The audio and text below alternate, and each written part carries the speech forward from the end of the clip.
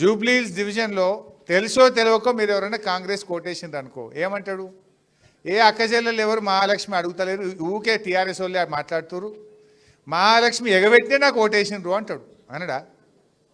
అంటాడా? అవ్వా తాతలు ముసలోళ్ళు ఉన్నారు, ఏ 4000 పింఛన్ మర్చిపోయిన వాళ్ళు అడుగుతలేరు, నేను ఇప్పుడు మొదలే ఇస్తాన్న ఇయ్యలేదు, నేను 4000 పింఛన్ ఇవ్వకపోయినా నాకు ఓటేసింది, ఇక నేను ఇచ్చేదే లేదు పో అంటాడు. మేము ఏమని అడగాలి అసెంబ్లీలో? మేము మీకోసం గట్టిగా కొట్లాడాలంటే రేవంత్ రెడ్డి నువ్వు 4000 పింఛన్ ఇవ్వలేదు కనుక, అవ్వా తాతలకు ఎగబెట్టినవు కనుక, మహిళలకు 2500 ఇవ్వలేదు కనుక, తులం బంగారం ఎగబెట్టినవు కనుక, ఆడవిళ్ళలకు స్కూటీలు ఇవ్వలేదు కనుక నిన్ను తుక్కొడగొట్టిన జూబ్లీహిల్స్లో ఇప్పుడన్నా ఇస్తావా ఇయ్యవా అని గల్ల పట్టుకొని అడుగుతాం గట్టిగా. అడగాలనా వద్దా? మీకోసం మేము కొట్లాడాలనా వద్దా?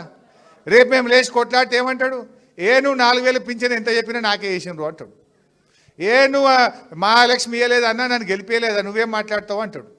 అంటే రేవంత్ రెడ్డి నోరు ముయించాలంటే, రేవంత్ రెడ్డి మీకు ఇచ్చిన మాట నిలబెట్టుకోవాలంటే కాంగ్రెస్ ప్రభుత్వానికి జూబ్లీహిల్స్లో మీరు సురుకు పెట్టాలి అందరు కలిసి.